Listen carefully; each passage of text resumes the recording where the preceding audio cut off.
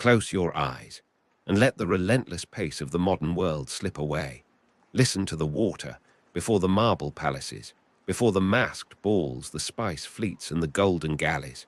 There was only the water, the wind, and the mud. Imagine for a moment the end of a civilization. It is the 5th century, the Roman Empire. That vast, seemingly eternal engine of order, law, and stone is slowly bleeding to death. In the wealthy province of Venetia, located in the northeast corner of the Italian peninsula, life has long been prosperous. For generations, Roman citizens here have enjoyed the fruits of stability. They tend to lush vineyards. They live in grand villas with heated floors and intricate mosaics. They trade within thriving mainland cities like Aquileia and Altinum. But the security of the ancient world is shattering. From the east, a terrifying new reality is riding toward them. The Great Migration period has begun, and the borders of the empire have collapsed. Barbaric tribes, driven by their own desperate needs and ambitions, are pushing deep into Roman territory. And then come the Huns, led by a warlord whose very name would echo through eternity as a synonym for devastation. Attila. To the Roman citizens of the mainland, the arrival of the Hunnic cavalry is not merely a military defeat. It is the apocalypse. The sky over the plains of northern Italy turns black with the smoke of burning cities. Ancient walls are pulled down. Centuries of recorded history, art, and wealth are reduced to ash. Rumors race ahead of the invading horde. Tales of swift, mounted archers who seem to live entirely on horseback, leaving nothing but scorched earth behind them. Panic takes hold. Families who have lived on the mainland for centuries realize that the Roman legions are not coming to save them. If they stay, they will face the sword, or worse, the slave markets of a foreign conqueror. They must run. But where do you run when the entire continent is engulfed in fire? You run to the one place the horses of the steppe cannot follow. You run to the sea. At the edge of the mainland, stretching along the coast of the Adriatic, lies a vast, desolate lagoon. It is a shifting, treacherous landscape of shallow water, tidal mudflats, and marsh grass. It is a place devoid of fresh water springs. It has no fertile soil for farming. It offers no timber, no stone, and no precious metals. In the eyes of a mainland conqueror, it is a worthless wasteland of mosquitoes and brine. But to the terrified refugees fleeing the burning ruins of Aquileia, it possesses the greatest treasure of all: sanctuary. Heavy cavalry cannot charge across a liquid landscape. Siege engines cannot be dragged through waist-deep mud.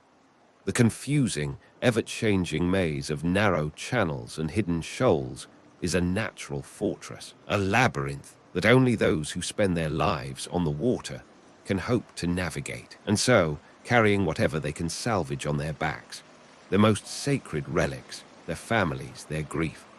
The Veneti people step off the solid earth of the Roman world and wade into the shallow, salty waters of the lagoon.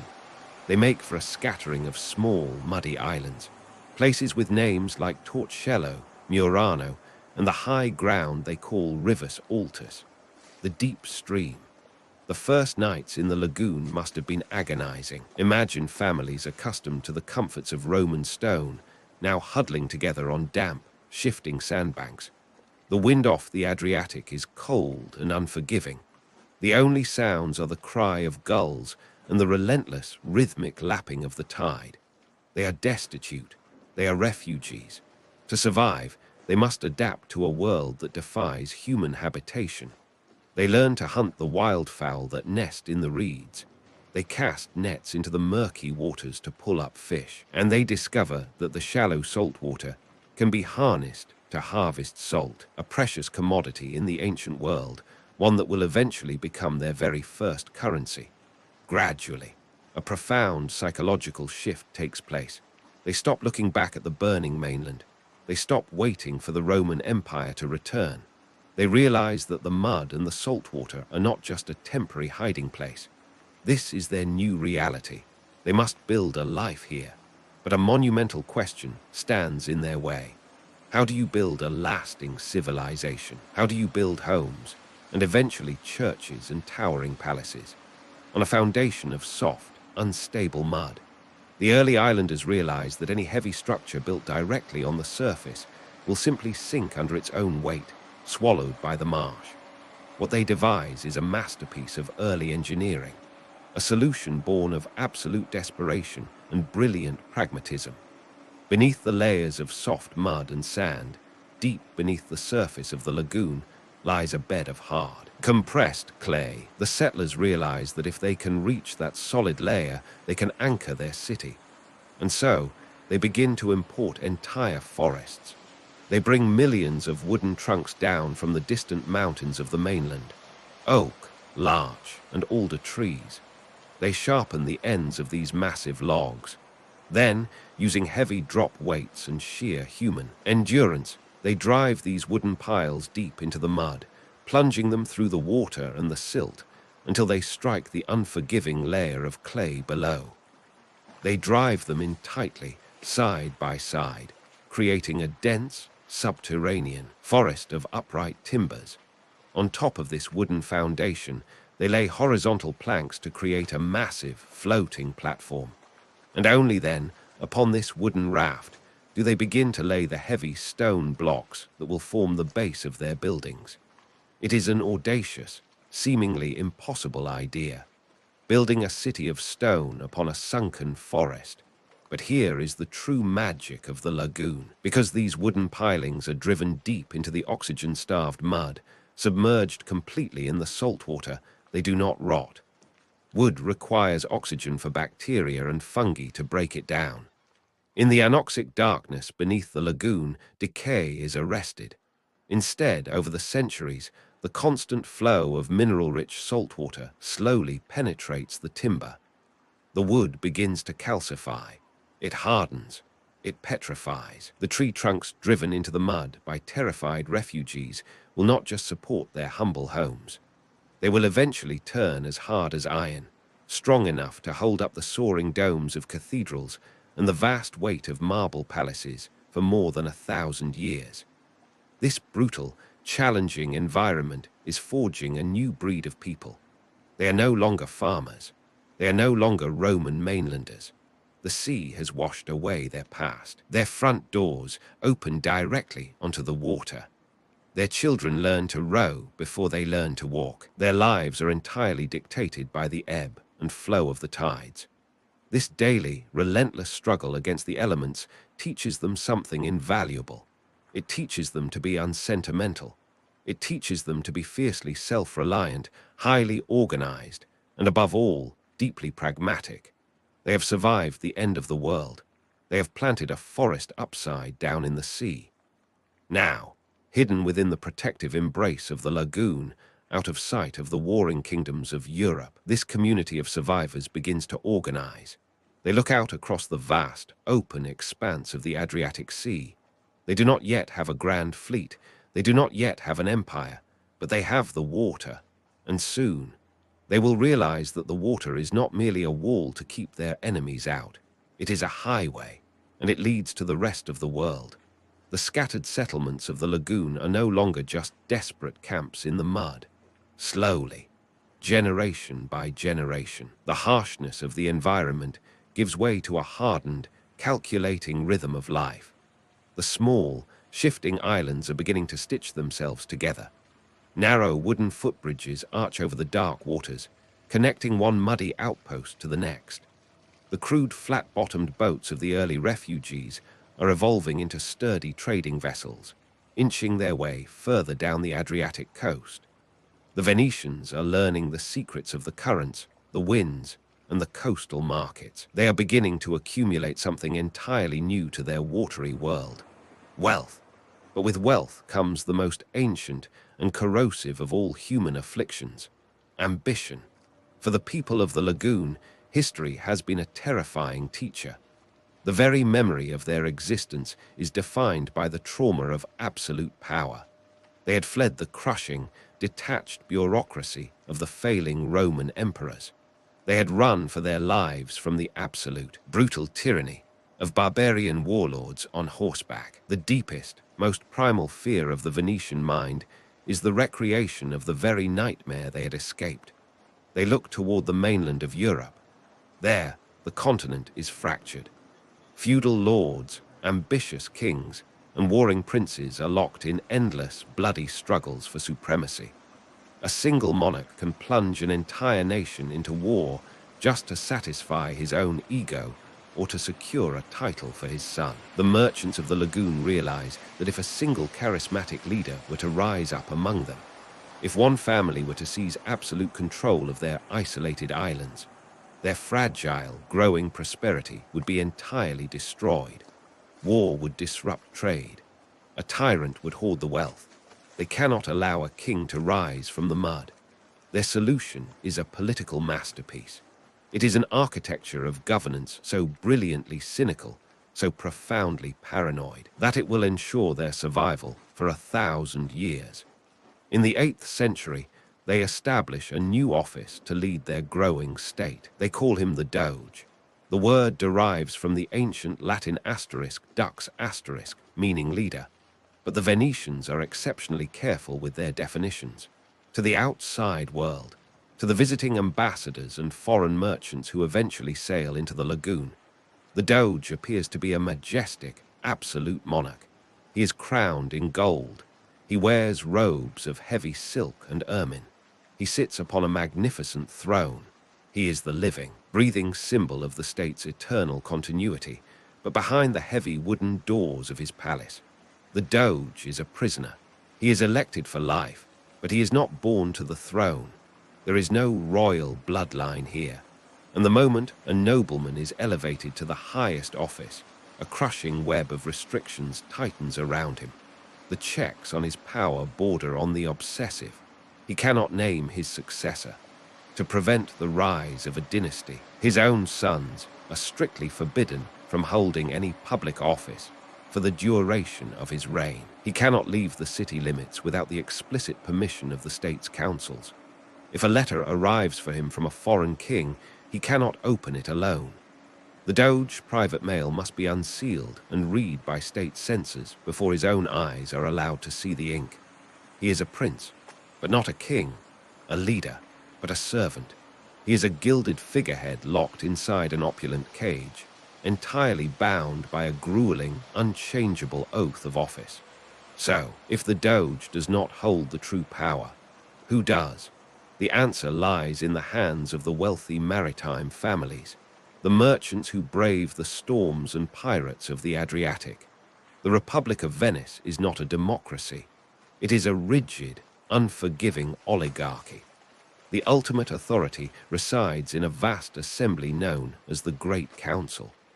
This is an exclusive gathering of the city's patrician families. It is this council that debates the laws, sets the taxes, and elects the members of all the smaller, more specialized committees that actually run the daily operations of the city. But even within this elite class of noble merchants, the fear of betrayal runs deep. How do you keep thousands of ambitious, wealthy men from conspiring against one another? How do you prevent a secret cabal from overthrowing the state?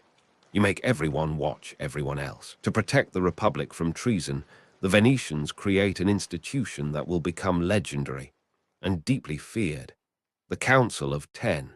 It is a small, highly secretive committee operating in the shadows of the government. They are the ultimate state security service. Their entire purpose is to root out conspiracies, espionage, and threats to the Republic's stability. Their network of informants is vast and invisible. The Council of 10 turns the citizens of Venice into watchers of their own neighbors. Walking through the damp, narrow alleys of the city, one might notice strange, unsettling faces carved into the stone walls of churches and public buildings. These are the asterisk Boc de Leon asterisk, the lions' mouths. They are stone letter boxes.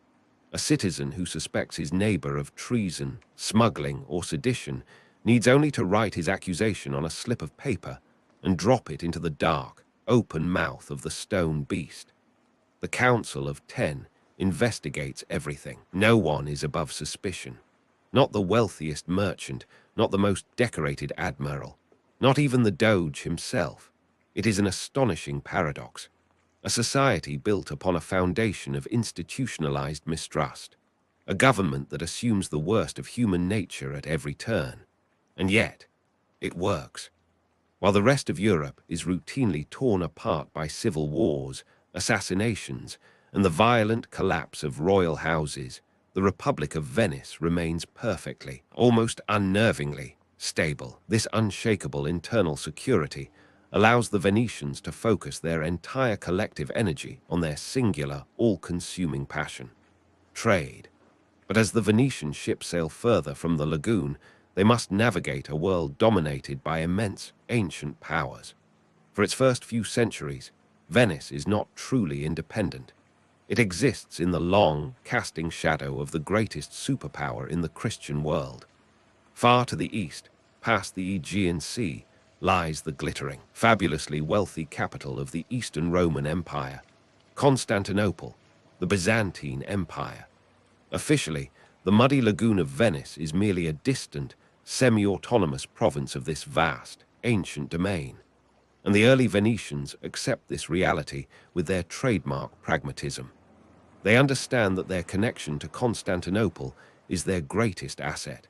It grants them access to the most sophisticated markets, the finest silks, and the rarest spices in the known world. Geographically, Venice is anchored in the west, but politically, culturally, and economically, the city's eyes are locked firmly on the east. When the Venetians begin to build their great churches, they do not look to the dark, heavy architecture of Western Europe. They import Byzantine masters. They adorn their sacred spaces with breathtaking, luminous golden mosaics, designed to catch the flickering light of candles and reflect the divine glory of the Eastern capital. They act as loyal subjects. When the Byzantine emperor faces threats from Arab fleets or Norman invaders in the Mediterranean, Venice offers its growing navy as a mercenary force. They bleed for the emperor. But the merchants of the lagoon never do anything for free. Every time their ships save a Byzantine port, the Venetians extract a price: more trading rights, lower taxes, better docking positions in the harbors of Constantinople. Slowly, imperceptibly, the dynamic begins to shift. The loyal servants are quietly siphoning the lifeblood of their masters. The muddy upstarts of the Adriatic are growing rich, while the ancient imperial treasury begins to drain. A dangerous tension is brewing in the east, but back in the lagoon, the leaders of Venice recognize a fundamental flaw in their grand design. They have wealth. They have a brilliant, impenetrable government. They have a growing fleet. But in the medieval world, political power and military might are not enough to command true respect. A great power requires sacred authority. It needs a spiritual heart, and their current patron saint is a minor, obscure Byzantine figure, a daily, humiliating reminder of their subservience to an empire they are slowly outgrowing.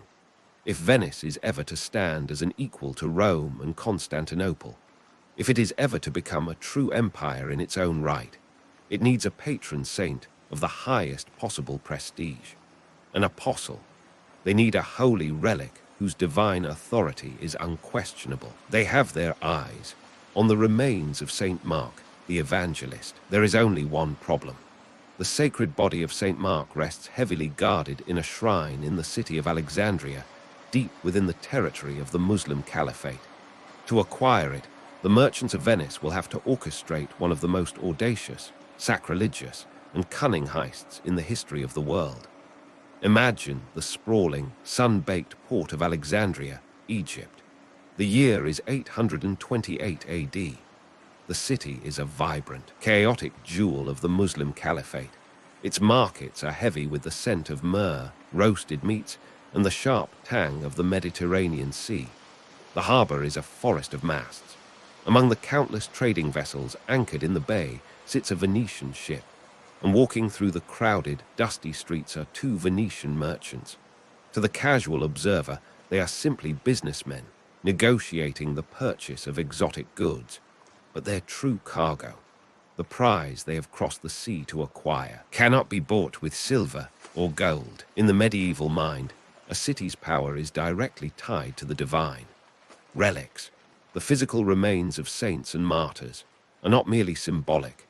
They are literal conduits of holy power. They cure the sick, protect against plagues, and most importantly, they grant a city undeniable political legitimacy. Rome has Saint Peter. Constantinople has Saint Andrew. If Venice is to break free from the shadow of the Byzantine emperor, it cannot rely on wealth alone. It needs the undeniable favor of God. The two merchants have targeted a small, ancient Christian shrine within the city walls. Inside rests the body of Saint Mark the Evangelist, the author of the second gospel, a towering figure of the Christian faith. Stealing the body of an apostle is an act of unfathomable sacrilege. It is a crime that defies heaven and earth. But the Venetians, pragmatic to their very core, view this holy theft not as a sin, but as a divine mission. They approach the keepers of the shrine. Through a calculated mixture of heavy bribes and whispered fears, they convince the local monks that the sacred body is in imminent danger. They claim that the Muslim rulers plan to demolish the church. They are not stealing the saint. They argue they are rescuing him. Under the cover of darkness, the tomb is opened. The ancient, fragile remains of the evangelist are hurriedly removed. But possessing the body is only the first step. The true danger lies ahead. They must smuggle the most precious holy relic in the world out of heavily guarded territory, past the watchful eyes of the caliph's customs inspectors at the docks. Every outbound cargo is searched. If the body is discovered, the merchants will be executed. It is here, on the bustling docks of Alexandria, that the unique genius of the Venetian mind reveals itself. A brilliant, cynical understanding of human nature. They take the remains of the saint and place them at the bottom of a large, woven wicker basket. Then they cover the holy bones with layers of wide cabbage leaves. And finally, they heap thick, bloody slabs of butchered pork directly on top. As the merchants approach the checkpoint, the port officials order them to open the basket. The lid is lifted. The sweltering Egyptian heat hits the raw pork. The smell is immediate. To the devout Muslim guards, swine is profoundly unclean. It is an abhorrence.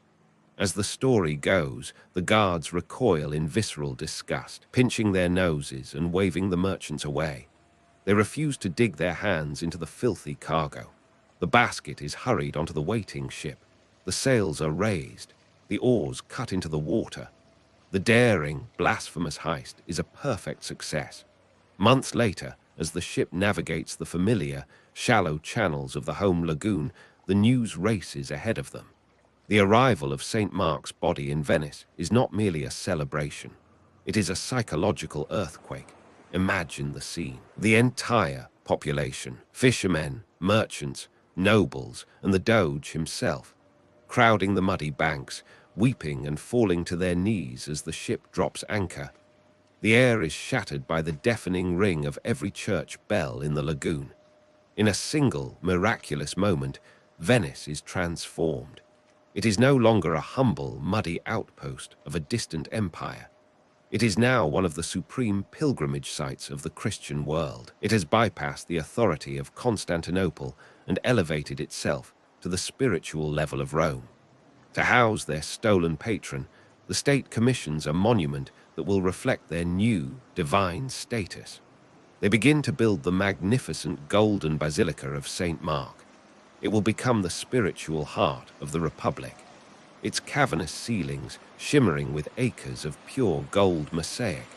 And with their new saint comes a powerful new emblem. The ancient symbol of Mark the Evangelist is a magnificent winged lion. The Venetians adopt it instantly. They embrace it with a fierce, possessive pride. The lion of St. Mark becomes the immortal logo of the state. It is a perfect reflection of how they now see themselves. Noble, fearsome, blessed by God, and capable of taking flight. This image, a golden lion often resting its heavy paw upon an open gospel, is cast in bronze and hoisted atop towering granite columns in the main square. It is stamped onto every silver coin minted in the city. And soon, It will be painted onto the heavy canvas sails of their growing war fleets. The theft of a saint has severed their psychological chains to the ancient world. They are now an independent people, fortified by divine right. But holy relics and golden lions cannot protect merchant ships from pirates. They cannot break the blockades of rival powers, to enforce their will upon the sea, to turn the Adriatic into their own private lake. Venice needs more than faith. It needs weapons, it needs ships, and it needs them faster and in greater numbers than the world has ever seen. Tucked away in the eastern corner of the city, hidden behind towering red brick walls and heavily armed watchtowers, lies a sprawling, highly restricted complex. It is a place shrouded in absolute secrecy. The heart of Venetian power is not the Doge Palace, nor is it the Golden Basilica. It is this dark, smoky, deafening industrial fortress. It is called the Arsenal. Step inside the towering brick walls, and the serene, quiet elegance of the lagoon vanishes. The air here is thick. It is heavy with the choking, acrid smoke of massive furnaces, the stinging scent of boiling black pitch, and the relentless, deafening rhythm of thousands of iron hammers striking anvils. This is the Venetian arsenal, centuries before the Industrial Revolution, hundreds of years before Henry Ford conceived of the modern factory. The Republic of Venice has quietly built a monolithic engine of mass production. To the rest of medieval Europe, building a ship is a slow, methodical art form. A master shipwright and his crew painstakingly craft a single vessel from the keel up. Every plank is individually measured. Every piece of rigging is custom-made. It takes months, sometimes years, to launch a single warship. But Venice does not have time for art. They need a fleet capable of policing an empire. The genius of the arsenal is its brutal, beautiful efficiency. They have stripped the romance out of shipbuilding and replaced it with cold, calculating standardization. Deep within this sprawling complex, specialized workshops are dedicated to single, repetitive tasks. One hall produces nothing but oars, thousands of them, all carved to the exact same specifications. Another warehouse weaves endless miles of standard gauge rope. The foundries cast iron cannons and identical bolts. Everything is interchangeable. A rudderment for one war galley can perfectly fit any other galley in the fleet. The heart of the arsenal is a long, central waterway, a production canal. Imagine the scene. A bare, wooden hull is floated into the mouth of the channel. As it is towed slowly along the water, it stops at designated stations. At each stop, a different guild of highly specialized laborers swarms the vessel. At the first station, carpenters drop prefabricated benches into place. The ship is pulled forward. At the next station, riggers step the massive mast and secure the heavy canvas sails.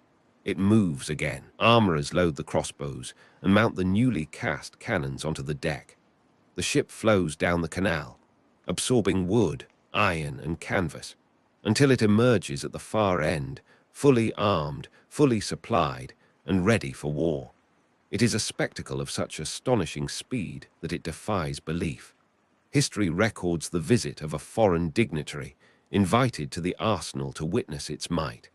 As the grand banquet begins, a bare wooden frame is laid down. By the time the nobleman finishes his dessert and wipes his mouth, a fully equipped war galley is sailing out into the lagoon, firing a salute from its guns. At the height of its terrifying efficiency, the arsenal can build, arm, and launch a complete warship in a single day. No enemy can comprehend this.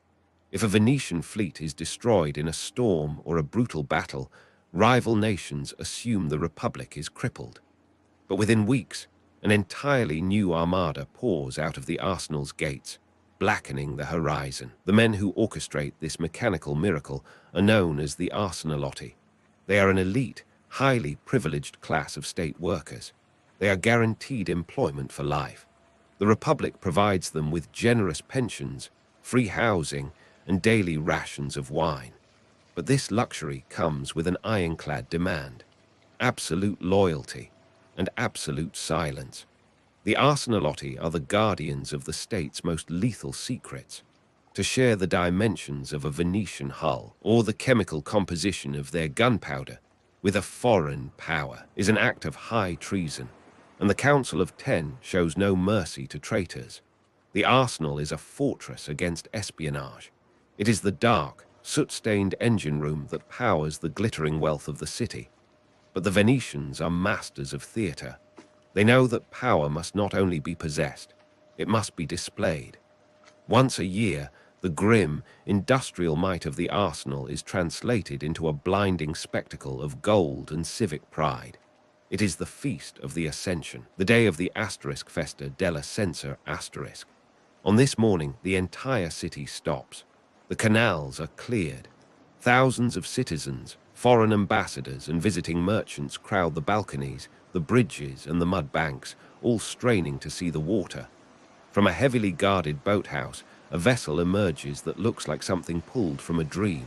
It is the asterisk Bucentoro asterisk, the state barge of the Doge. It is not a ship of war. It is a floating palace, a massive, double-decked galley, entirely covered from the waterline to the top of its sweeping canopy in intricate, mythic carvings. And every inch of that wood is blanketed in heavy, pure gold leaf. When the sun strikes the asterisk Bucentoro asterisk, it looks like a mountain of solid gold gliding across the dark water. The Doge steps aboard. He is draped in heavy ceremonial robes of crimson silk and ermine. The highest nobles of the great council flank him.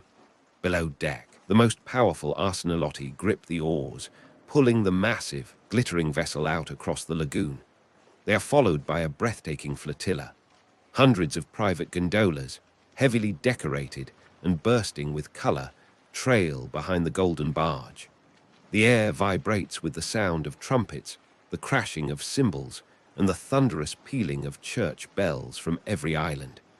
The grand procession glides slowly toward the Lido Inlet, the exact point where the protective, shallow waters of the lagoon meet the deep, restless expanse of the open Adriatic Sea. As the asterisk Bucentoro asterisk reaches the threshold of the open water, the music abruptly stops. The oars are lifted. The great golden ship drifts into silence. The thousands of onlookers hold their breath. The Doge rises from his throne. He steps to the very edge of the gilded deck.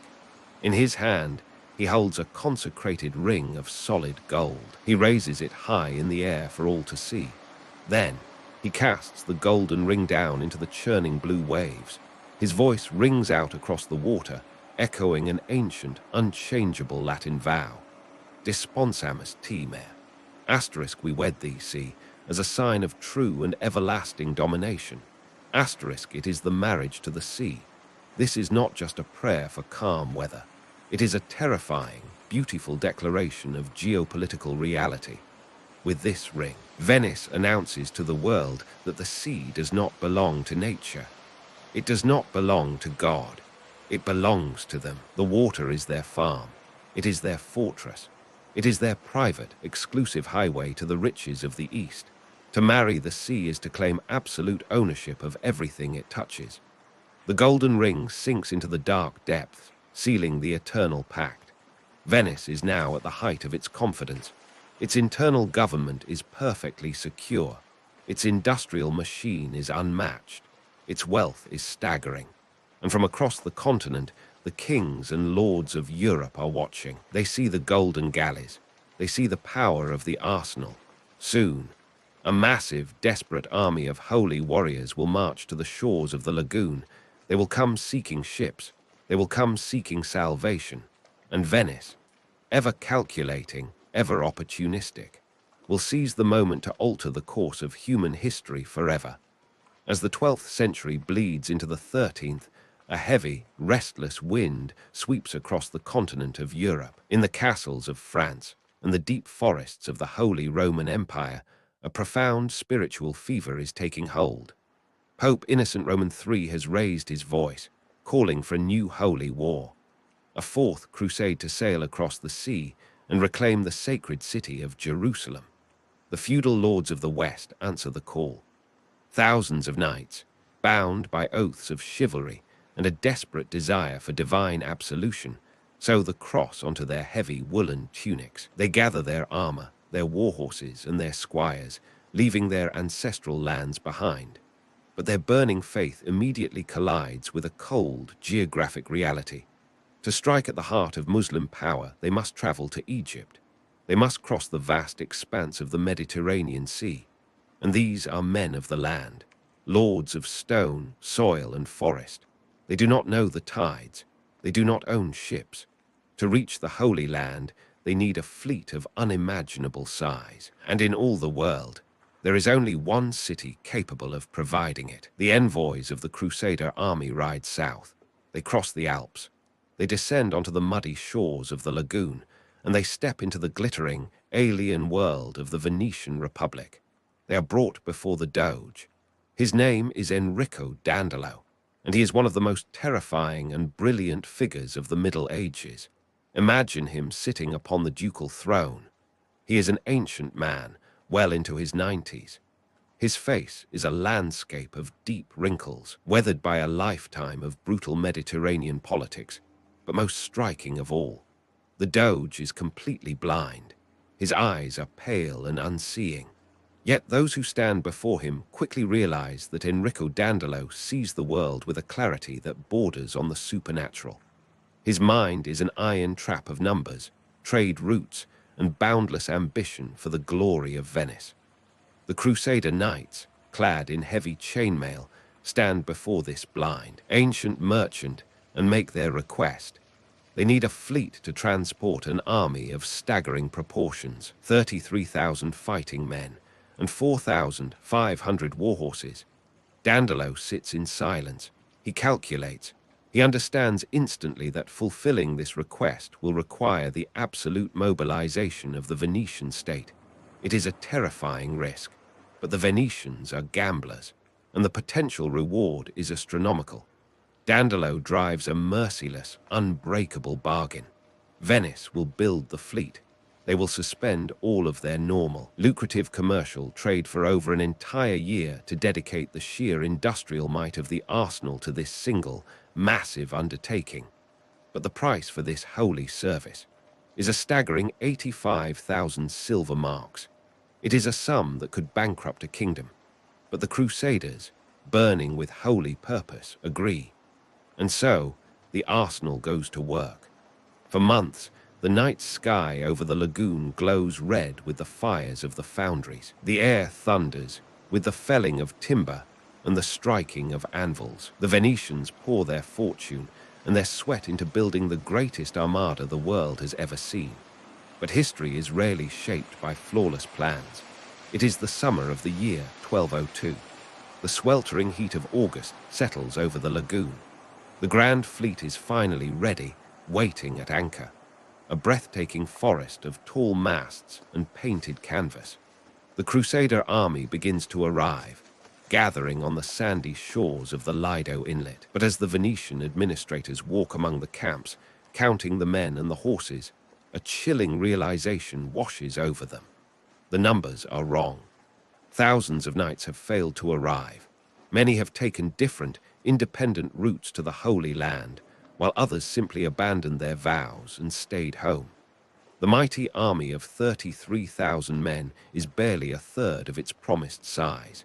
And because they are missing so many men, they are missing the money. The Crusaders pool every coin they have, melting down their silver chalices and gold rings, but they can only pay a fraction of the enormous, agreed-upon price. The atmosphere on the Lido turns from holy anticipation to suffocating tension. It is an absolute disaster for both sides. Tens of thousands of heavily armed, frustrated foreign soldiers are now trapped on a narrow island in the Venetian lagoon, unable to fulfill their sacred vow. And the Republic of Venice is teetering on the absolute edge of catastrophic bankruptcy, their astronomically expensive new fleet sitting idle and empty in the harbor. A standoff begins. The Venetians cut off the food supply to the Lido. The Crusaders gaze out at the wealthy city, their hands resting on the hilts of their swords. Violence feels inevitable.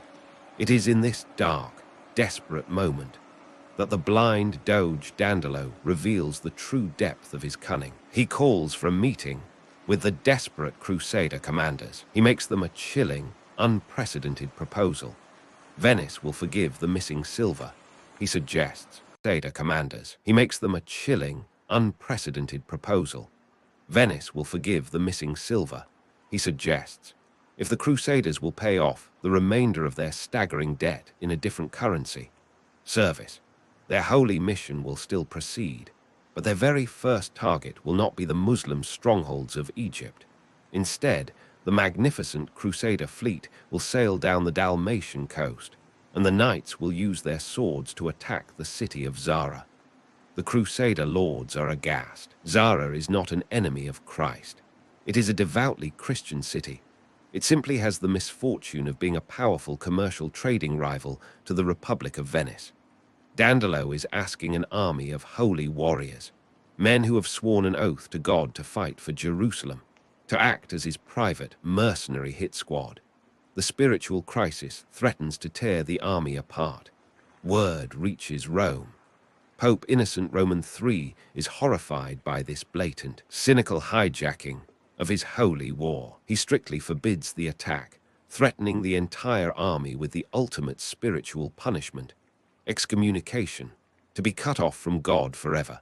Many knights, sickened by the betrayal of their vows, throw down their weapons and abandon the crusade in disgust. But the majority of the army is trapped. They are paralyzed by their massive debt, stranded on an island with no way to move forward and no way to go home. Reluctantly, bitterly, they agree to the Doge's terms. To seal this dark bargain and ensure the army does not fracture, Enrico Dandolo performs a masterpiece of political theatre. He summons the masses to the golden basilica of St. Mark. There, beneath the shimmering mosaics, the ancient, frail, unseeing Doge stands before the altar. His voice rings out through the cavernous church. He declares that despite his extreme age and his blindness, he will personally take the cross. He will lead the fleet himself. The crowd erupts. And so, the great armada finally sets sail. It is a terrifying display of power. Hundreds of Venetian war galleys and massive transport ships, their decks packed with French and German knights, cutting through the blue waters of the Adriatic. But their purpose has been entirely corrupted. Dandolo's great gamble has worked. He has successfully replaced the sacred, divine purpose of the crusade with the cold, hard, merciless logic of Venetian ambition. In the autumn of 1202, the massive fleet appears on the horizon before the harbor of Zara. Imagine standing on the high stone walls of that city. The people of Zara look out to sea, expecting to wave to a passing fleet of holy warriors. Instead, they see the ships turning, dropping anchor, and preparing for a massive amphibious assault. They are absolutely terrified. Desperate to prove their faith and stave off the attack, the citizens of Zara rush to the walls. They hang heavy wooden crucifixes and banners of the Pope over the ramparts, pleading with the Crusaders to remember their shared faith. They beg them not to shed Christian blood, but the Crusader lords are chained to their debt, and the blind Doge Dandolo is relentless for the Republic of Venice. This is not a matter of religion. This is simply business. The siege engines are assembled. The catapults are drawn back. The attack begins. The bombardment is brief and brutally effective. The walls are breached, and the city of Zara falls to the Crusader army. The knights and soldiers pour through the shattered gates. Having rationalized that they must pay their debt through service, they sack the Christian city, looting its wealth and occupying its homes. It is a grim, terrifying prelude to what is to come. As the winter of 1202 sets in, the heavy snows begin to fall across the Dalmatian coast. The Crusaders make their camp in the conquered, ruined city, waiting for the spring thaw to continue their journey to the east. They sit by their campfires, their hands stained with the blood of their fellow believers, wondering if God has abandoned their mission. But in the cold, tense silence of that winter, a new shadow is approaching. A messenger is riding toward their camp, carrying an offer that will pull the Fourth Crusade even further off its path. and plunge the Republic of Venice into the darkest, most lucrative chapter of its history. The bitter winter winds howl through the ruined, occupied streets of Zara. The Crusader knights huddle around their fires. They are burdened by guilt, excommunicated by their pope, and hopelessly trapped by their staggering financial debt to the Republic of Venice. They are an army without a path forward, but into this frozen, tense encampment, a lone figure arrives. He is a young man, draped in the heavy, ornate silks of the East. He is an exile, a Byzantine prince named Alexios Angelos. He stands before the beleaguered Crusader commanders and the blind, calculating doge of Venice, Enrico Dandolo, and he makes a breathtaking, world-altering offer. The prince asks the massive Christian army to divert its course once more. He asks them to sail their mighty fleet not to Egypt, but to the legendary city of Constantinople, to help him overthrow a usurper and take back his rightful throne. In exchange for their swords, Prince Alexios makes promises that seem almost too magnificent to believe. He swears that once he wears the imperial crown, he will pay off their entire, catastrophic debt to the Venetians. He promises to open the vast treasuries of the empire to finance their onward journey to the Holy Land. And knowing the religious guilt that plagues the knights, he offers the ultimate spiritual prize. He promises to bring the Eastern Orthodox Church under the direct, supreme authority of the Pope. For the French and German lords, it is a profoundly tempting justification. They can restore a rightful, legitimate heir to a throne. They can heal the great schism of the Christian faith.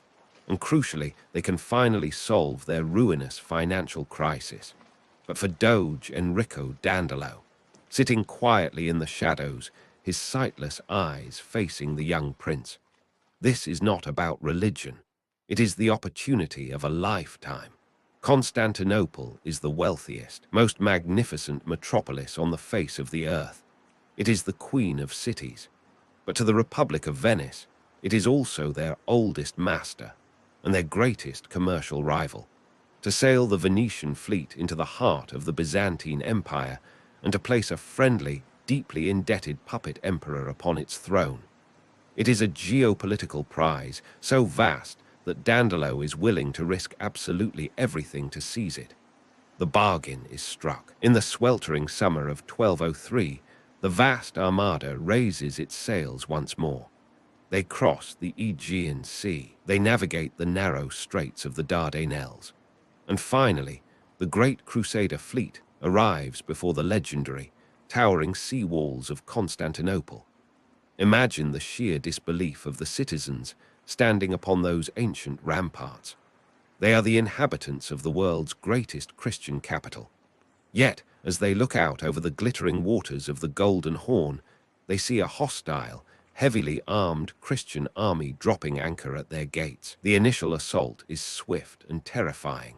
Faced with the overwhelming might of the Crusader knights and the relentless bombardment from the Venetian galleys, the usurping emperor loses his nerve. Under the cover of darkness, he flees the city. The gates are opened. The young Prince Alexios is brought inside and triumphantly installed as co-emperor. For a brief, shining moment, it appears the grand gamble has worked. The Crusaders have won a bloodless victory, but the triumph is an illusion, and it is incredibly short-lived. When the new Emperor Alexios descends into the ancient, vaulted imperial treasury to gather the gold he promised his saviors, he makes a horrifying discovery. The vaults are practically empty. Centuries of mismanagement and corruption have drained the wealth of the empire. He is completely unable to pay the vast, astronomical sums he swore to the Western lords. Outside the massive land walls, the Crusader army makes its camp. They wait for their gold, and as the days turn into weeks and the weeks into months, the atmosphere turns poisonous. The soldiers feel deeply, bitterly betrayed. Inside the city, the tension is equally explosive. The proud, ancient people of Constantinople grow to despise the arrogant, wealthy Venetian merchants and the heavily armed Western knights who now seem to dictate their fate. They view their new emperor not as a savior, but as a weak puppet of foreign powers. The hostility reaches a boiling point. A massive, violent popular uprising erupts in the streets of the capital. The young Emperor Alexios is violently overthrown by his own people and brutally murdered in the chaos. With the death of the prince, the last fragile thread of diplomacy snaps. The Crusaders and the Venetians are now stranded outside a hostile fortress with no hope of ever receiving the payment they are owed. They make a dark, fateful decision. If the city will not pay its debt in gold, they will take their payment by force. It is April of the year 1204. The drums of war echo across the water. The Venetians and the Crusaders unleash a full-scale, desperate assault upon the Queen of Cities. It is here that the brilliant, ruthless engineering of the Venetian mind turns the tide of battle. The towering sea walls of Constantinople have repelled invaders for nearly 1,000 years. But the Venetians rig their massive war galleys with complex, terrifying siege equipment. They turn their ships into floating wooden siege towers. They sail these massive vessels directly up against the sea walls. High above the churning water, Venetian sailors lower heavy wooden bridges straight from the ship's rigging onto the stone ramparts of the city. Fierce, desperate hand-to-hand combat erupts in the sky. Finally, under the sheer, brutal weight of the assault, the ancient defenses buckle. The walls are breached. The Crusader army, starving, angry, and driven by a lust for vengeance, pours into the wealthiest city in Christendom. What follows is an atrocity that will stain the pages of medieval history forever. It is the Great Sack of Constantinople. For 3 terrifying, apocalyptic days, the Holy City is subjected to an unfettered orgy of destruction, murder, and unrestrained looting. Knights who had sworn holy vows to protect the innocent ride their war horses through the sacred halls of ancient churches. Magnificent palaces and holy sanctuaries are systematically stripped of their priceless, ancient relics and their glittering treasures. The Great Library, a repository of human knowledge stretching back to antiquity, is set ablaze and burned. Breathtaking bronze statues, masterpieces of the ancient world that had stood for centuries, are tied with ropes, pulled down from their grand pedestals, and callously melted into simple metal coins to pay the soldiers. Amidst the screaming and the smoke, the Venetians do not lose their focus. They play a highly structured, fiercely calculated game in the division of the city's vast spoils. While the French and German knights greedily carve up the conquered land to build new feudal kingdoms, the Republic of Venice takes the prizes that truly matter for a rising maritime empire.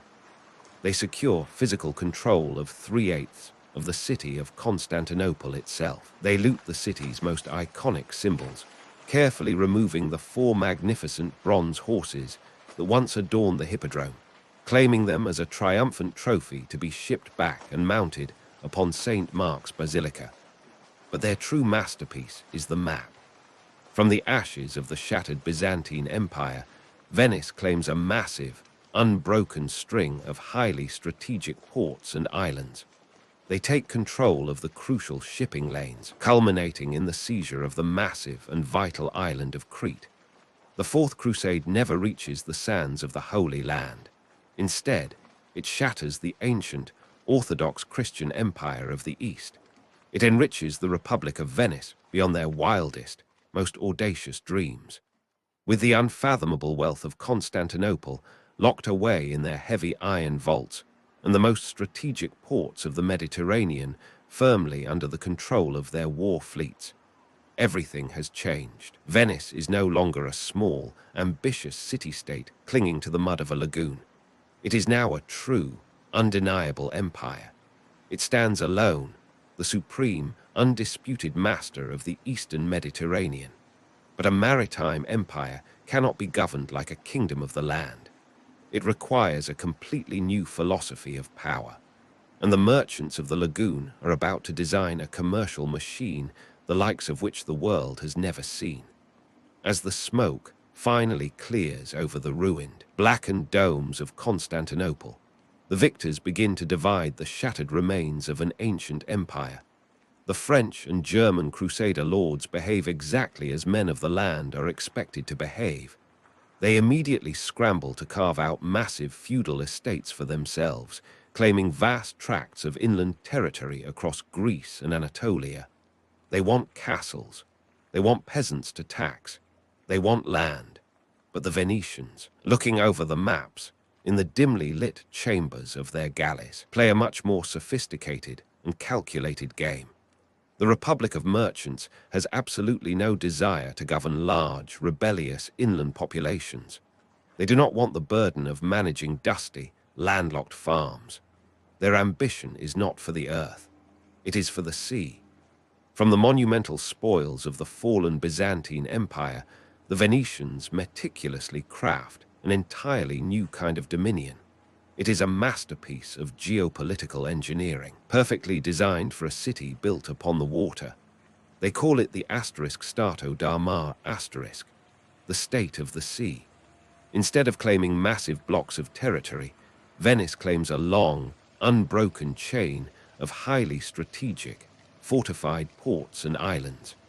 Imagine a maritime highway stretching thousands of miles from the shallow lagoon of the Adriatic all the way to the dark waters of the Black Sea. The Venetians secure the most crucial harbors along the rugged coast of Greece. They take control of the scattered Cyclades islands in the Aegean Sea, and above all, they claim their greatest prize, the massive, strategically vital island of Crete, which they will call the Kingdom of Candia. This sprawling island becomes the supreme overseas colony of the Republic, serving as a heavily armed naval base that allows them to completely dominate the shipping lanes of the entire eastern Mediterranean. This is not an empire built for settlement or colonization. It is a massive, incredibly efficient commercial machine. Each island in the Stato da Mar asterisk is a stepping stone, a pearl on a string. These fortresses provide safe harbors where Venetian merchant ships can rest, resupply with fresh water, and shelter from violent Mediterranean storms or roving pirates. They serve as forward operating bases for squadrons of Venetian warships, allowing the Republic to project its power far from home and violently police the sea lanes. And they function as massive collection points, where local goods are gathered and funneled directly back into the waiting markets of Venice. The Stato da Mar asterisk is the hardened, protective skeleton that supports the vast commercial body of the Republic. They had built their city on the water, and now they have built an empire upon it as well. This sprawling network of ports is designed to collect the riches of the East as they arrive at the edge of Europe. But the distant, mysterious origins of those riches remain a profound mystery to the Western world, until one Venetian decides to follow the trade routes all the way to their source. His journey will become the most famous travelogue in human history. The year is 1271. A young boy of 17, named Marco Polo, sets out from the bustling docks of Venice. He travels alongside his father and his uncle, who are seasoned, ambitious merchants. They are not embarking on a swift, familiar voyage across the Mediterranean. They are beginning a monumental, grueling trek overland, following the ancient, winding network of paths known as the Silk Road. For 3.5 arduous years, they push eastward. They traverse the jagged, unforgiving mountains of Anatolia. They survive the blistering, bone-dry deserts of Persia. They climb into the thin, freezing air of the towering Pamir Mountains, the roof of the world, and finally, exhausted and utterly transformed by the road, they arrive at a destination that borders on the mythical, the opulent, staggering court of Kublai Khan, the Mongol Emperor of China. The Great Khan is a sophisticated, deeply curious ruler. He is fascinated by these strange, rugged men from a distant, unknown land. He takes a particular, immediate liking to the young Marco Polo, recognizing his sharp intelligence and his keen eye for observation. For the next 17 years, Marco Polo does not merely trade silks and spices. He becomes an honored emissary, an official within the vast bureaucracy of the Khan's unimaginable empire. He travels across the breadth of China, witnessing wonders that no European mind has ever conceived. He walks through cities of such immense, sprawling size that they make the capitals of Europe look like humble villages. He marvels at the burning of black stones for heat, a substance the West does not yet know as coal.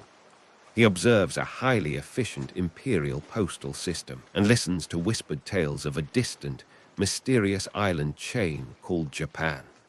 Most astonishingly of all, he witnesses the exchange of paper money, a concept so profoundly alien to European merchants who rely entirely on heavy gold and silver that it seems like a kind of sorcery. Finally, after 24 years away from the lagoon, the great Khan reluctantly grants the Polo family permission to return home. Their journey back is just as perilous, this time cutting through the turbulent waters of the South China Sea and the vast expanse of the Indian Ocean. When they finally step off a boat onto the familiar, damp stones of Venice in the year 1295, they are strangers in their own city. They are deeply tanned, their faces hardened by decades of travel. They are dressed in rough, tattered, unfamiliar Mongol clothing. Legend dictates that when they knock on the door of their ancestral home, their own family refuses to believe it is them. To prove their identity and the truth of their unbelievable journey, the three men call for a knife. They begin to slice open the thick, grimy seams of their travel coats. Out pours a cascading, glittering river of unimaginable wealth. Hundreds of flawless rubies, deep blue sapphires, and blinding diamonds. Treasures carefully hidden from bandits and pirates for years scatter across the wooden table. But Marco Polo's grand adventure contains one final, profound stroke of irony. Just a few years after returning with the wealth of the East, Marco uses his fortune to command his own war galley in the Venetian fleet. He sails out to fight in a brutal, bloody conflict against Venice's greatest, most hated maritime rival, the Republic of Genoa. At the disastrous Battle of Curzola in 1298, the Venetian fleet is utterly crushed. Marco Polo is taken prisoner. He is dragged away in chains and thrown into a dark, damp Genoese prison cell. And it is there, locked away in the dungeon of his enemy, that the world is changed forever. He shares his cell with a man named Rustichello da Pisa, a writer of popular romances. To pass the endless, agonizing hours of their captivity, Marco Polo begins to speak. He dictates the memories of his 24-year journey. He describes the Khan, the paper money, the immense cities, and the black stones that burn. Rustichello writes it all down. The resulting manuscript becomes an absolute sensation across the continent. Known as *The Travels of Marco Polo*, it sweeps through Europe. Many aristocratic readers dismiss it as mere fantasy, mockingly calling it the Million Lies, unable to comprehend a civilization more advanced than their own. But others read it with a burning, obsessive curiosity. It is the very first realistic, detailed account of the Far East ever presented to the West. Generations later, the words dictated in that dark Genoese cell will be read by another ambitious sailor, a man who will carry a heavily annotated copy of Marco Polo's book with him as he sets sail westward across the Atlantic Ocean, searching for the very lands the Venetian described. His name will be Christopher Columbus. Venice has touched the end of the earth. It commands the sea. It holds the wealth of the East. But the humiliating defeat at Curzola is a dark omen. The twin lions of the sea, Venice and Genoa, are locked in a death grip. The Mediterranean is not large enough for both of them. And soon, this bitter rivalry will erupt into a final, apocalyptic war.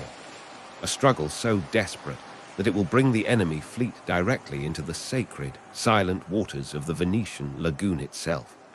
The year is 1378. A chilling, impossible sight appears on the horizon of the Adriatic. For centuries, the shallow, treacherous waters of the lagoon have been Venice's ultimate defense. The shifting mud banks and hidden shoals are a labyrinth that only native sailors can navigate.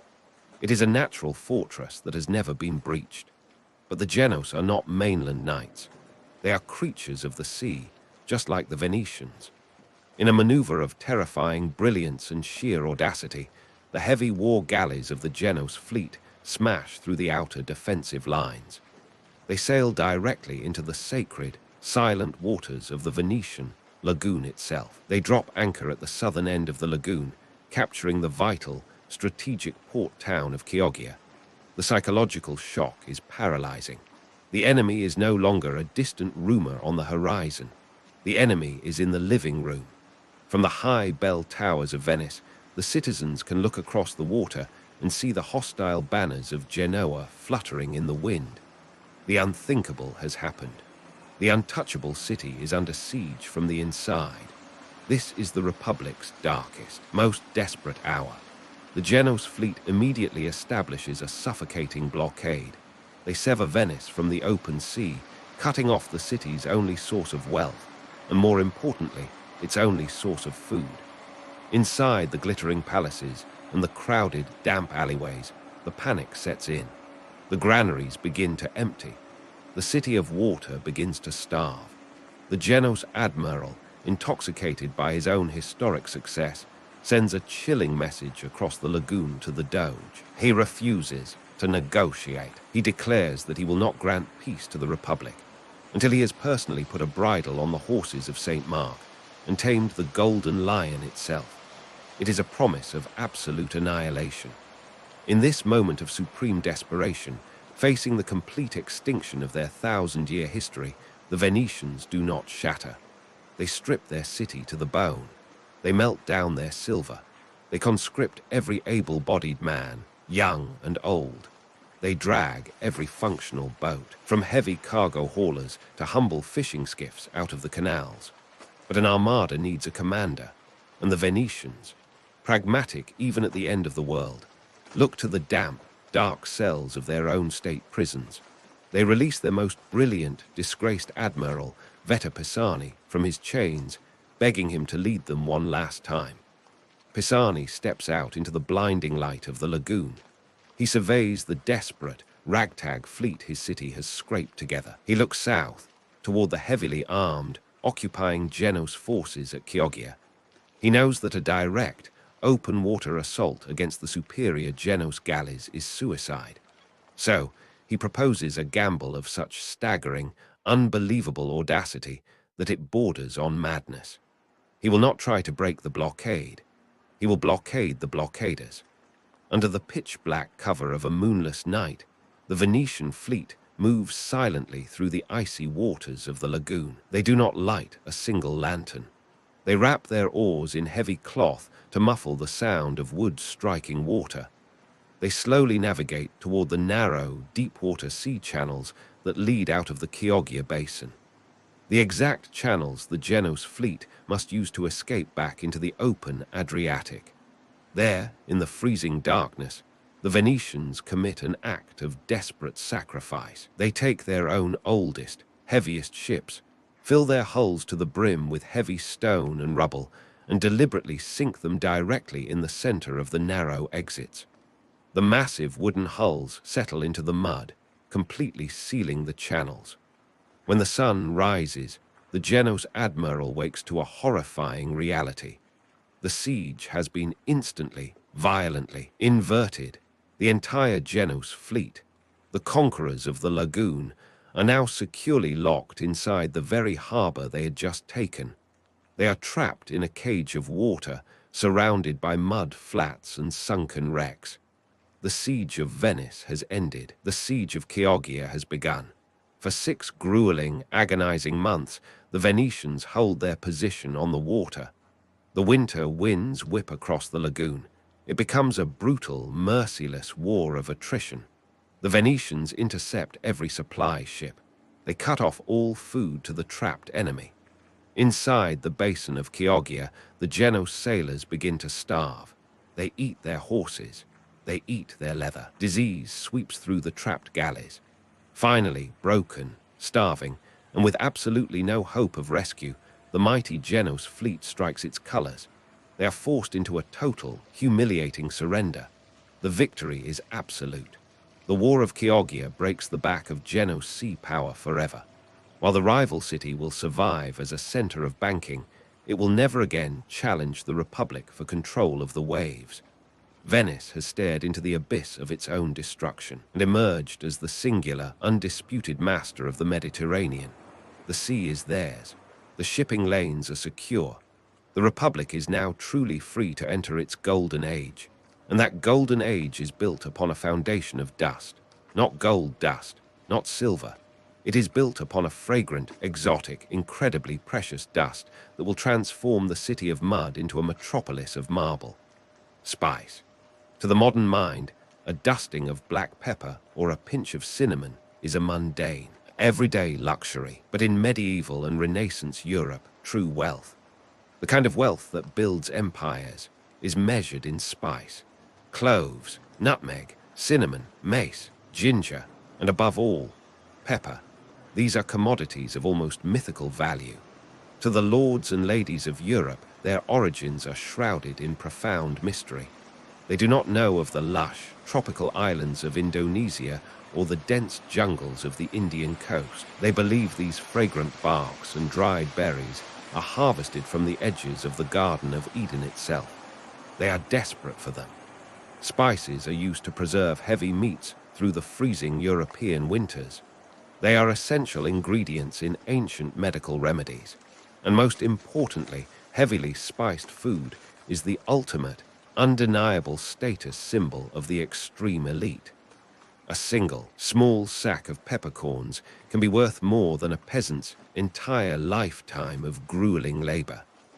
A handful of nutmeg is frequently valued far higher than an equal weight of solid gold, and Venice positions itself as the sole, unyielding gatekeeper of this staggering wealth. The journey of the spices is long and perilous. They are harvested in the Far East. They are loaded onto Arab and Indian dhows, sailing across the unpredictable expanse of the Indian Ocean. They are offloaded at the edge of the Red Sea. From there, they are strapped to the backs of camels, carried in massive, slow-moving caravans across the scorching deserts of Arabia. Finally, after months of travel, they arrive at the great, bustling Mediterranean ports, Alexandria in Egypt and Aleppo in Syria. It is right here, at the very threshold of the Western world, that the Venetians are waiting. Through a brilliant, highly pragmatic combination of diplomatic treaties with the Muslim sultans, the aggressive power of their heavily armed navy, and the protective network of their island colonies, Venice establishes a total, suffocating monopoly. No other European power is allowed to effectively buy spices at the source. If a rival ship attempts to bypass the Venetian fleet, it is hunted down and sunk. The lifeblood of this monopoly is the Venetian merchant galley. These are massive, sail-powered vessels. They travel in heavily protected, militarized convoys. They arrive in the ports of Alexandria with their hulls filled with the goods of the north. Heavy Flemish wool, raw German iron, and Baltic timber. They trade this heavy cargo for the delicate, incredibly expensive burlap sacks of the east. And then, the great convoys begin the triumphant journey home.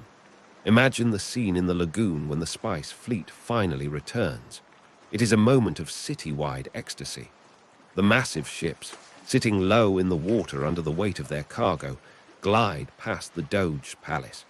They drop anchor at the bustling, chaotic markets of the Rialto. As the heavy wooden hatches are thrown open, the air of the city fundamentally changes. The sharp, intoxicating scents of the Orient, cinnamon, clove, and pepper, wash over the damp canals, cutting through the smell of the brine.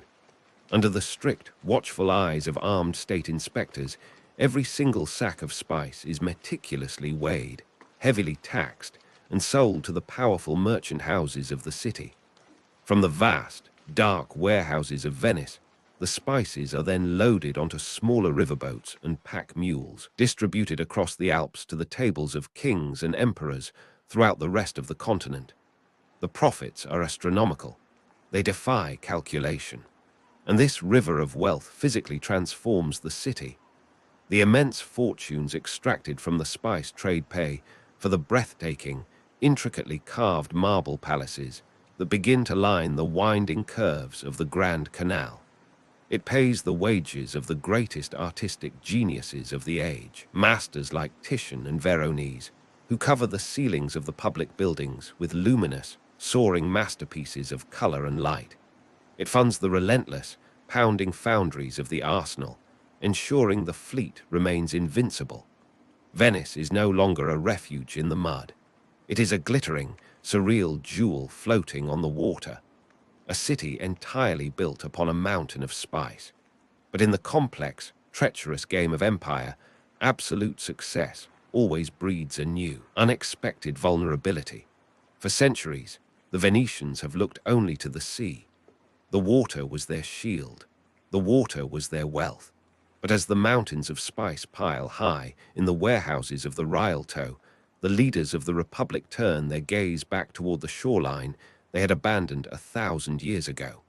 A dark, heavily armed shadow is growing on the Italian mainland, and the Republic of Merchants is about to realize that while the sea has made them incredibly rich, the land has the power to make them starve. The mountains of spice stacked inside the warehouses of the Rialto have made Venice the wealthiest city on earth.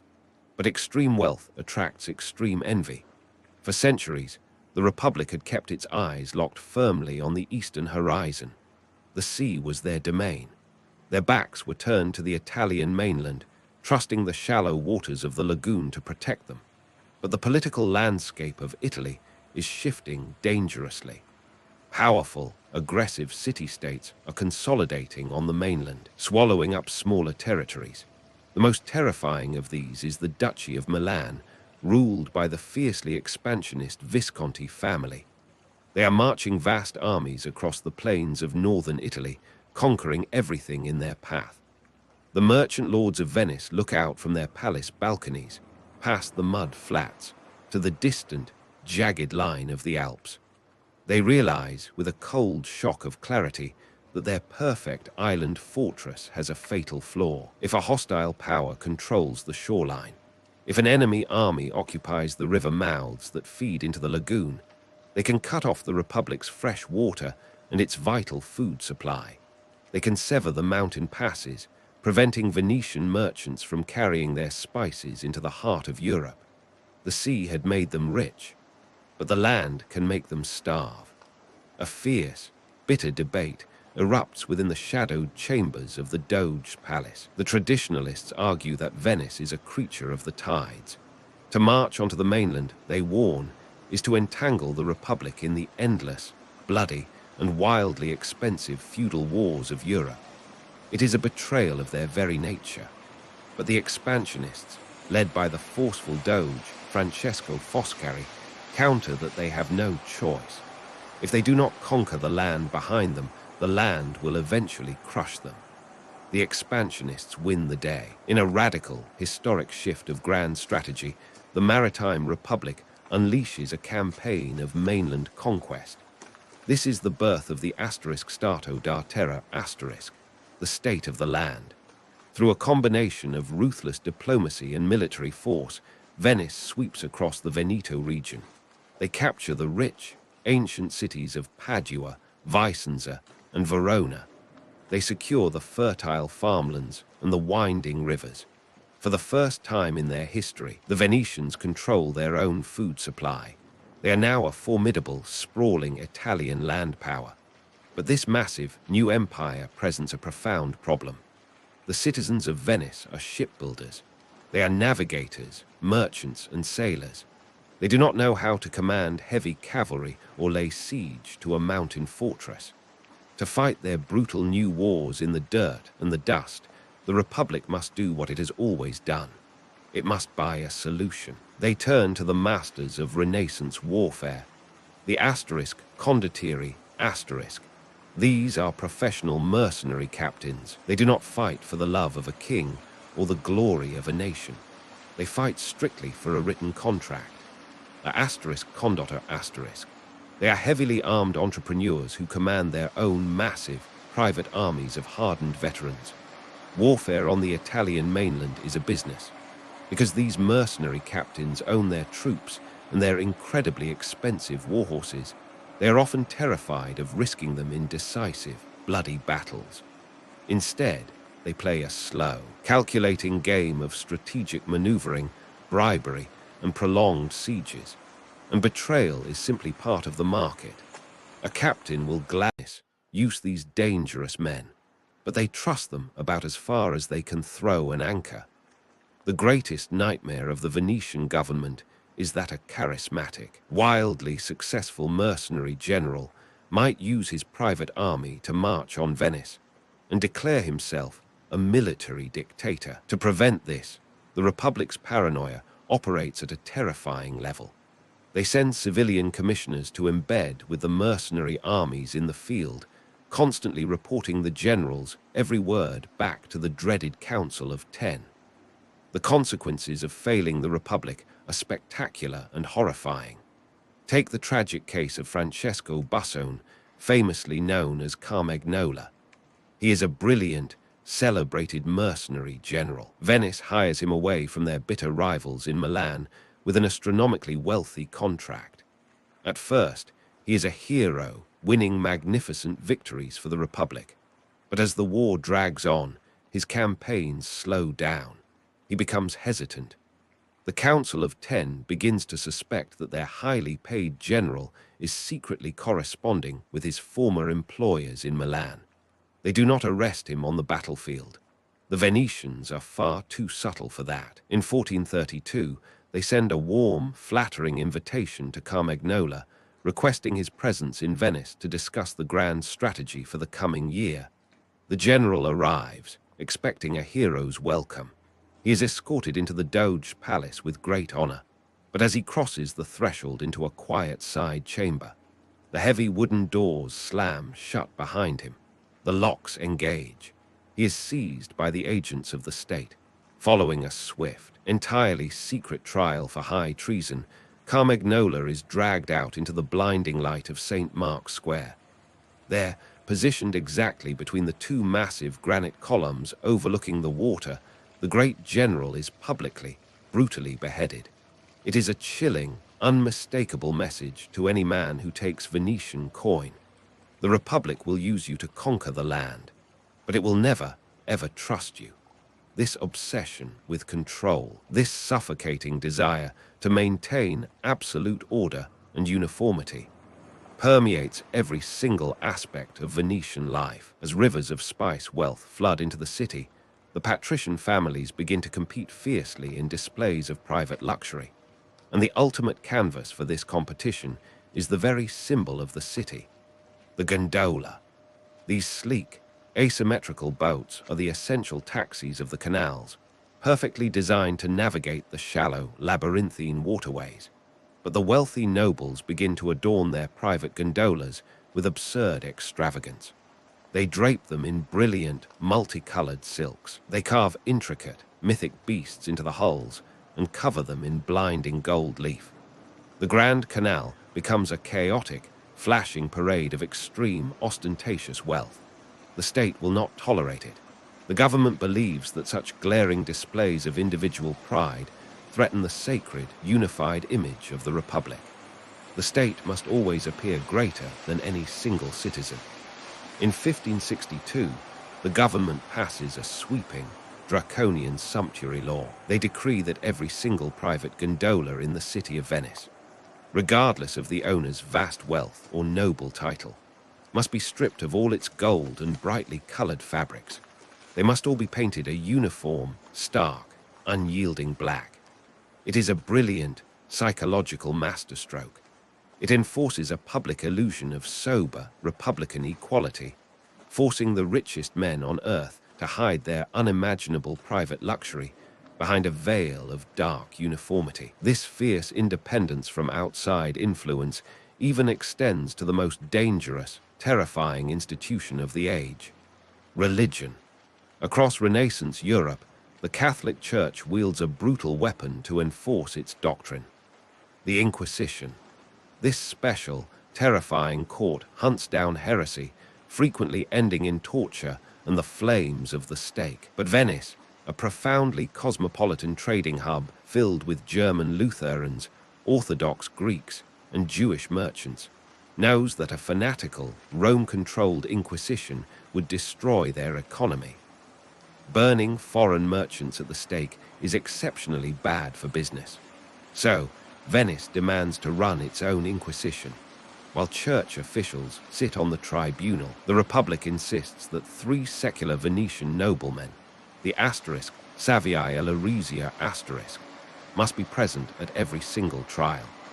These state observers have the power to suspend any proceeding they feel threatens the political or commercial stability of the Republic. For Venice, maintaining international trade relationships is just as holy as maintaining religious purity.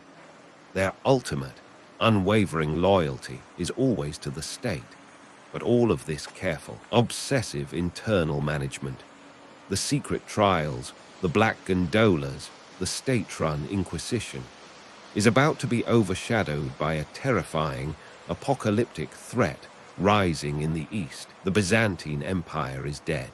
In its place stands a new, aggressive, and highly organized superpower, the Ottoman Empire.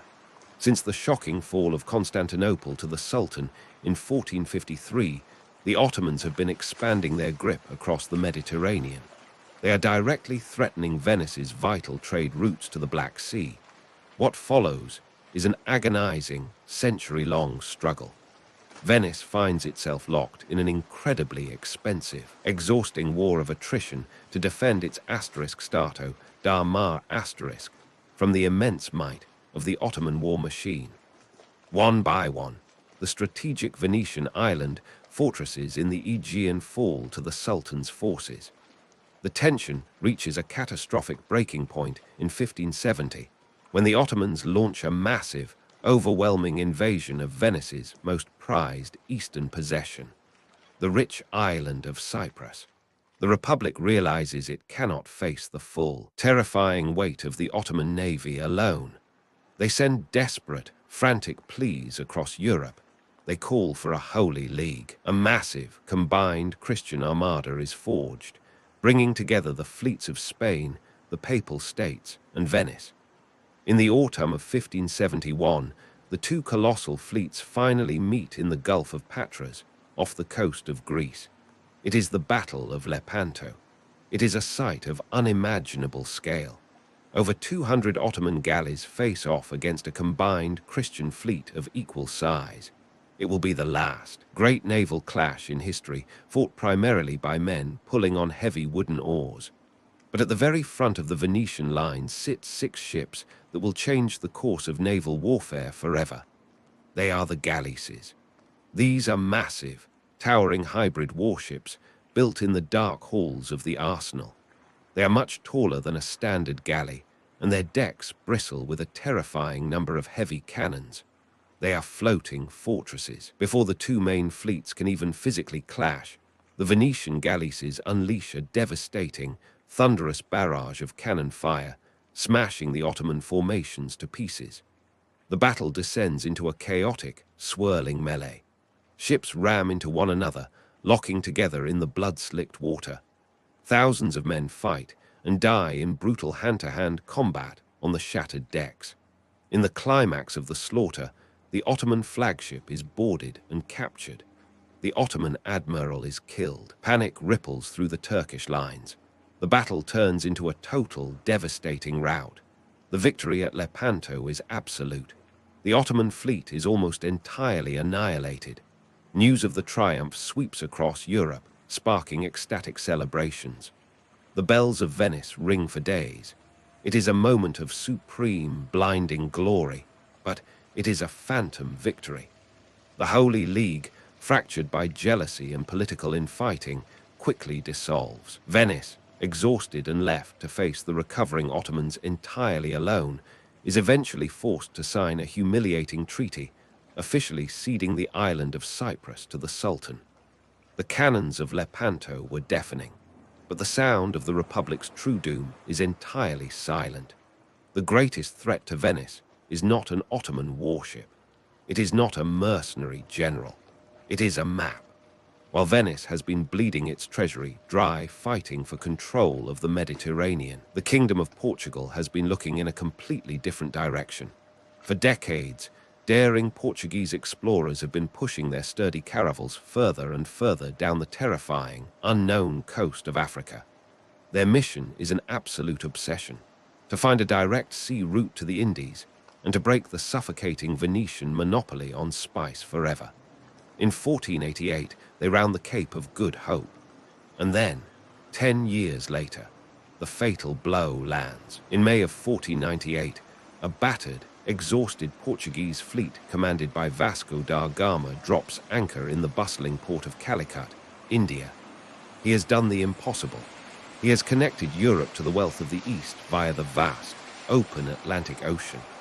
The news travels slowly, first as a whispered rumor, then as a cold, terrifying fact confirmed in the diplomatic letters arriving at the Doge's palace. When the patricians of Venice hear the news, they are struck with profound horror. They are the greatest merchants in the world. They do the math instantly. The Portuguese can now load their holds with pepper in India, sail around Africa, and deliver it directly to Lisbon for a fraction of the cost that it takes to haul it across the Arabian desert on camels. The Venetian monopoly is instantly, permanently shattered. The Republic considers desperate measures. They attempt to ally with the Muslim sultans against the Portuguese. They even draft audacious, impossible blueprints to dig a massive trench across the sands of Suez to get their fleet into the Red Sea. But it is useless. The world has fundamentally, irreversibly changed. Venice has not lost a decisive battle. Its walls have not been breached. It has simply been bypassed. The center of global economic gravity is shifting away from the enclosed waters of the Mediterranean, outward into the vast, turbulent expanses of the Atlantic Ocean. The foundation of Venetian power is crumbling into the sea, but the Republic of St. Mark is far too proud to fade away in silence. If they can no longer be the masters of the world, they are about to become its most intoxicating, decadent, and beautiful distraction. The great merchant galleys, once the terror of the Mediterranean, begin to rot quietly at their moorings. The global map has been redrawn. The spice fleets of Portugal and the heavy galleons of Spain are traversing vast oceans, carrying wealth that the Venetian Republic can no longer match. But a city that has survived for a millennium on a foundation of mud and sheer willpower does not simply collapse into ruin when the tides of history turn against it. If Venice can no longer be the most powerful empire on earth, it decides, with a brilliant, calculated decadence, that it will become its most beautiful. It will become a living theater. As the 17th and 18th centuries unfold, the Republic undergoes a breathtaking metamorphosis. Its political power wanes, but its cultural gravity becomes absolute. It becomes the essential, crowning destination of the Grand Tour. Wealthy young aristocrats from across the damp, grey landscapes of Britain and northern Europe travel south across the Alps. They do not come to negotiate trade routes. They come seeking an education in art, music, and unrestrained pleasure. They arrive in a city that seems to have completely abandoned the rigid, paranoid austerity of its early centuries. The air is no longer thick with the choking smoke of the arsenal foundries. It is filled with the soaring, vibrant strings of the violin. Listen closely, and you can hear the energetic, brilliant concertos of a native son, Antonio Vivaldi. His music, often composed for the exceptionally talented all-female orchestra of a local orphanage, becomes the intoxicating soundtrack to this gilded twilight. And the visual beauty of the lagoon is immortalized not by conquerors, but by painters. Artists like Canaletto produce breathtakingly precise, sun-drenched canvases of the Grand Canal and the sprawling Piazza of San Marco. These paintings are bought by the wealthy tourists and carried back to the great country houses of Europe, permanently cementing the romantic, eternal image of Venice in the global imagination. But the true genius of this final era is not found on a canvas, it is worn on the face. The famous Carnival of Venice is not merely a brief festival. It is a sprawling, months-long season of sanctioned masquerade that utterly consumes the city. In a society that had spent centuries enforcing strict social hierarchy and state control, the mask becomes the ultimate, liberating equalizer. Behind the simple, stark white papier-mâché of the *** mask, wrapped in a heavy black cloak, identity vanishes. The strict lines between the ruling patrician and the humble gondolier dissolve into the shadows. A servant can mingle with a king. The anonymity breeds an atmosphere of thrilling, illicit adventure. The city opens the Western world's very first legal, state-run public gambling house, the Ridotto. Imagine walking into those grand, candle-lit rooms. The silence is profound. Hundreds of masked figures stand around the tables, risking vast fortunes, family estates, and heavy gold coins on the turn of a card. Not a single face is visible. It is a dreamscape of high stakes and whispered secrets. Venice has become the undisputed capital of pleasure, but it is a fragile, hollow paradise. The Republic has become a magnificent museum, but its military is a ghost of its former self. The arsenal, once capable of launching an armada in a single day, is quiet. The ancient, complex oligarchy that governs the city is rigid, stagnant, and entirely unprepared for the violent new forces about to tear the continent apart. The world outside the lagoon is catching fire once more. It is the late 18th century. The French Revolution has shattered the old monarchies, and riding at the head of a hardened, revolutionary army is a brilliant, utterly ruthless young general, Napoleon Bonaparte. In 1796, Napoleon sweeps into northern Italy with lightning speed, crushing the Austrian armies. The Republic of Venice, clinging desperately to a desperate hope of neutrality, tries to ignore the storm. But in this terrifying new age of modern warfare, neutrality is a luxury that no longer exists. Napoleon marches his victorious army right to the very edge of the water. For the first time in over 1,000 years, a massive, hostile army stands upon the mainland shore, looking out over the lagoon. Napoleon sends a chilling, unyielding ultimatum across the water to the Doge. He demands that Venice entirely dissolve its ancient, 1,000-year-old government. They must dismantle the Great Council and submit to a new municipality aligned with France.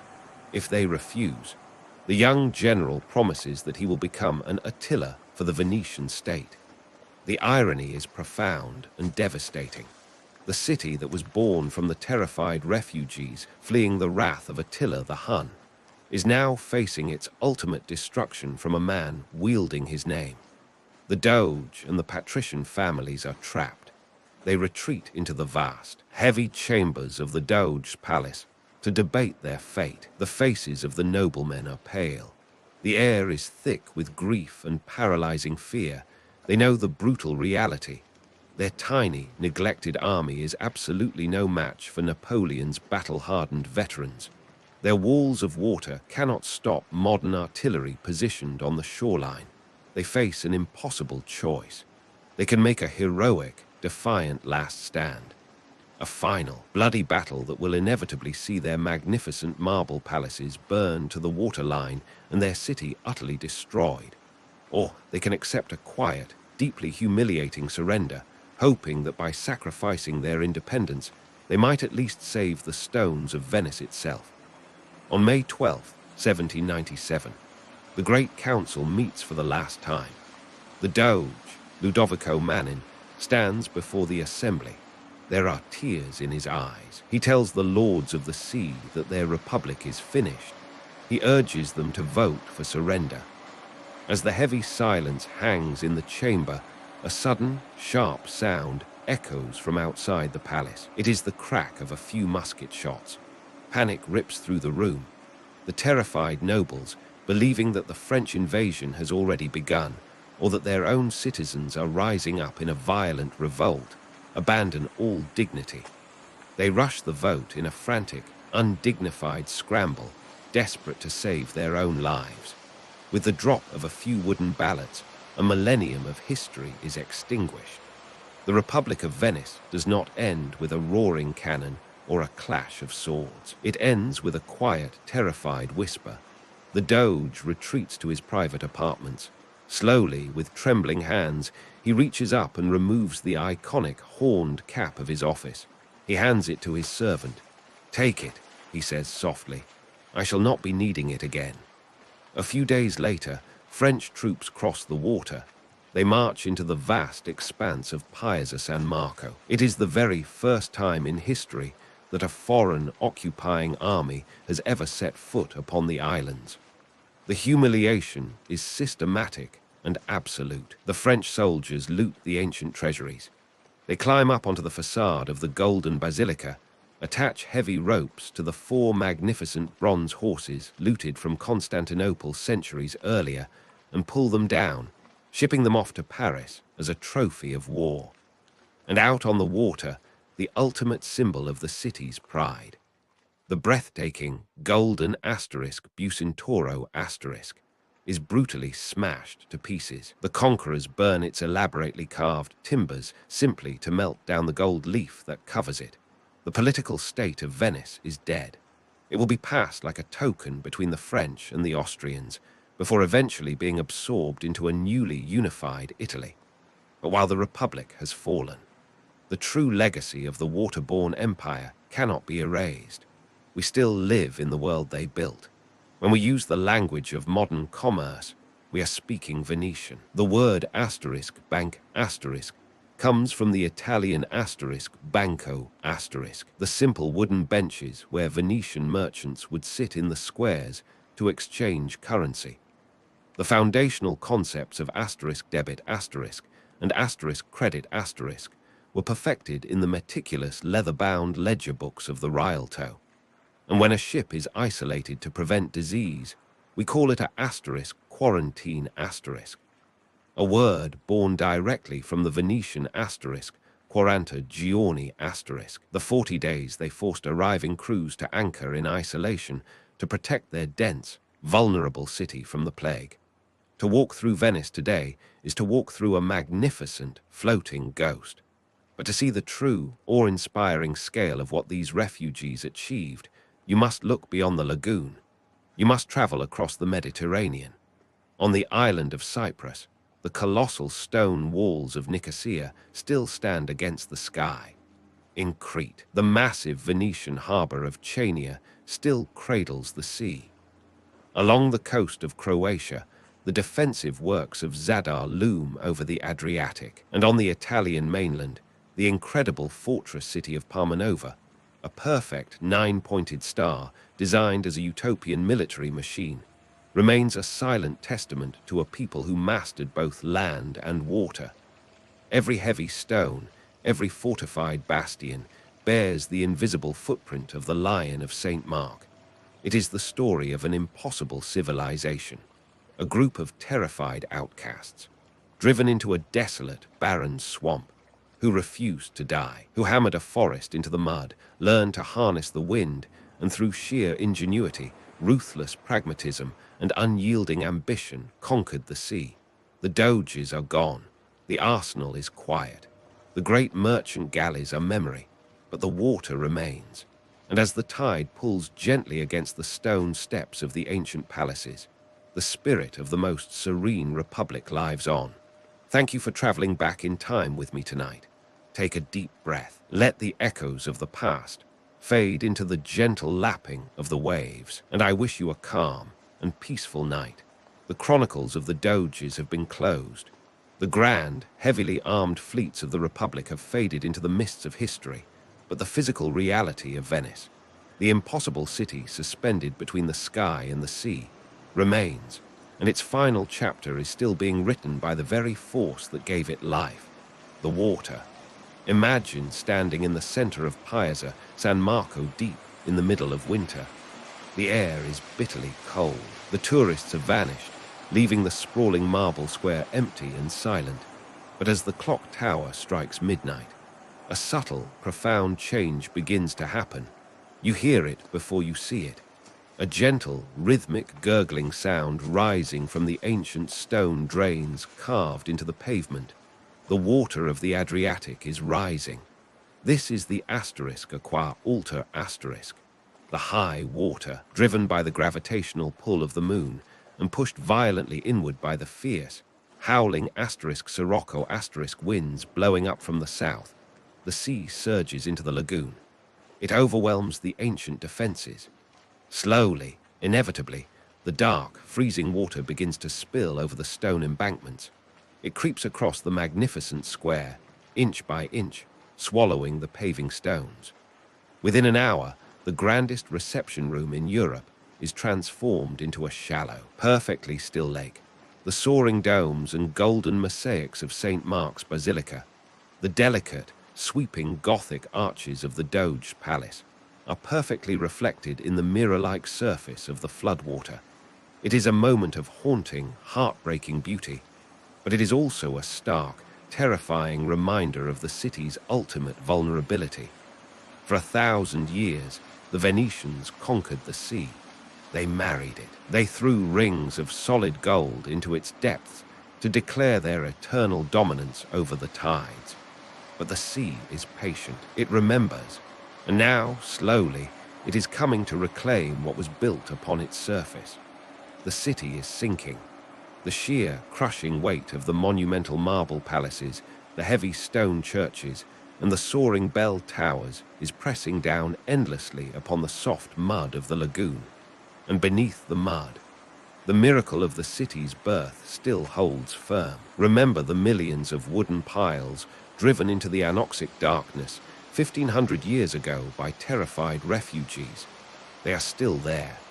If you were to dive deep beneath the foundations of the Basilica of Santa Maria della Salute, beneath the freezing, murky water and into the suffocating clay, you would find them, a vast, inverted forest of ancient oak and alder. They have not rotted, shrouded in darkness, saturated by centuries of mineral-rich salt water. The wood has slowly transmuted. It has become petrified. The trees of the mainland have turned to stone. It is upon this subterranean, fossilized forest that the entire weight of Venice rests. It is a masterpiece of survival, a hidden, silent testament to human desperation and sheer, unyielding ingenuity. But while the foundations hold, the water continues to rise. Modern engineers now battle the tides with towering gates of steel, immense, mobile barriers designed to hold back the sea when the storms rage. It is a new kind of arsenal, a modern defense mechanism for an ancient treasure. The fight is desperate, and it is unending, because the tragedy and the romance of Venice are ultimately one and the same. The lagoon protected them from the fire and the sword of the ancient world. It provided the sanctuary they needed to build a civilization out of nothing. It offered the watery highways that made them the wealthiest, most powerful merchants on the face of the earth. They owe their entire existence to the sea, but the sea demands a price. It is slowly eroding the intricate brickwork of the canals. It is soaking into the plaster of the grand palazzos. To love Venice is to accept its impermanence. It is a masterpiece painted upon the surface of a river, brilliant, breathtaking, and ultimately destined to be washed away. But until that day comes, the city stands. It floats in the damp haze of the morning, suspended in time. A glorious, faded monument to human ambition. Listen. The water is lapping gently against the stone steps of a dark canal. A single black gondola slips silently through the fog. The Lion of St. Mark sleeps, but its city still dreams. Listen to the fog. When the thick, white winter mist rolls off the Adriatic and settles over the shallow waters of the lagoon, Venice disappears. The heavy marble palaces fade into the grey. The towering brick bell towers are swallowed entirely by the low-hanging clouds.